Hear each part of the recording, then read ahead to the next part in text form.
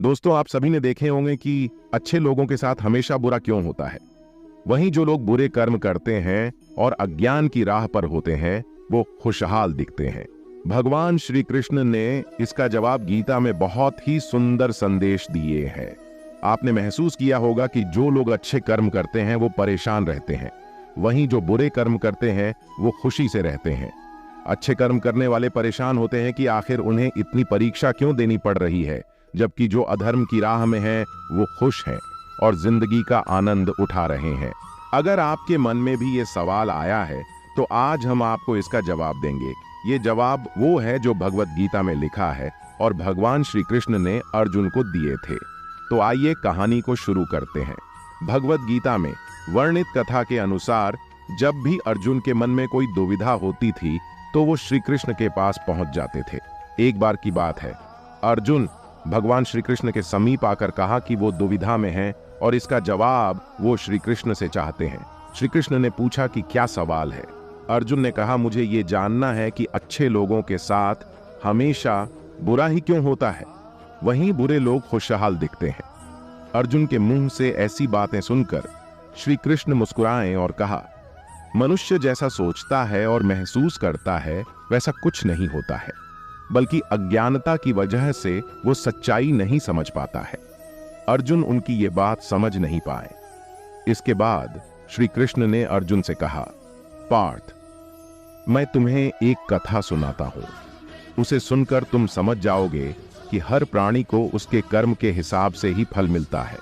प्रकृति हर किसी को अपनी राह चुनने का मौका देती है। अब वो मनुष्य की इच्छा पर निर्भर करता है कि उसे धर्म की राह चुननी है या अधर्म की। श्री कृष्ण ने कहा, एक नगर में दो पुरुष रहा करते थे। एक पुरुष व्यापारी था जिसके जीवन में धर्म की बहुत ही महत्व थी। वो पूजा पाठ में यकीन रखता था।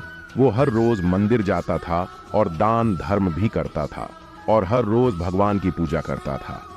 वहीं दूसरा पुरुष बिल्कुल विपरीत था। वो हर रोज मंदिर तो जाता था, लेकिन पूजा करने नहीं बल्कि मंदिर के बाहर से जूते चप्पल चुराने। उसे दान और धर्म से कोई लेना देना नहीं था। समय बीतता गया और एक दिन बहुत जोर की बारिश हो रही थी। इस वजह से मंदिर में पुजारी के अलावा कोई नहीं था। ये बात जब दूसरे पुरुष को पता चली तो उसने कहा कि यह सही मौका है मंदिर का धन चुराने का। पंडित से नजर बचाकर उसने मंदिर का सारा धन चुरा लिया।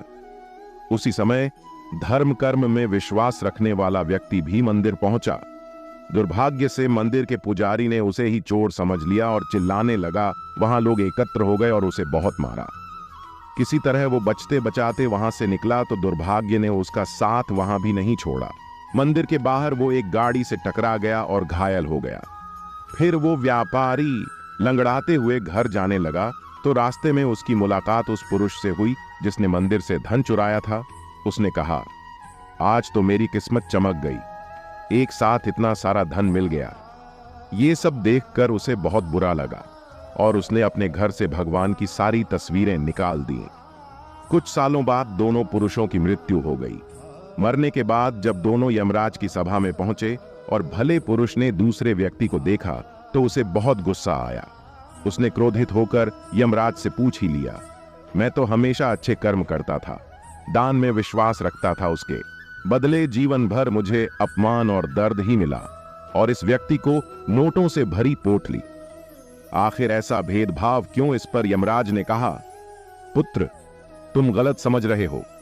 जिस दिन तुम्हारी गाड़ी से टक्कर हुई थी वो दिन तुम्हारे जीवन का आखिरी दिन था, परंतु तुम्हारे अच्छे कर्मों की वजह से तुम्हारी मौत सिर्फ एक छोटी सी चोट में बदल गई। तुम इस दुष्ट व्यक्ति के बारे में जानना चाहते हो। दरअसल इसके भाग्य में राजयोग था, मगर इसके कुकर्मों और अधर्म की वजह से वो सिर्फ एक छोटी सी धन की पोटली में बदल गया।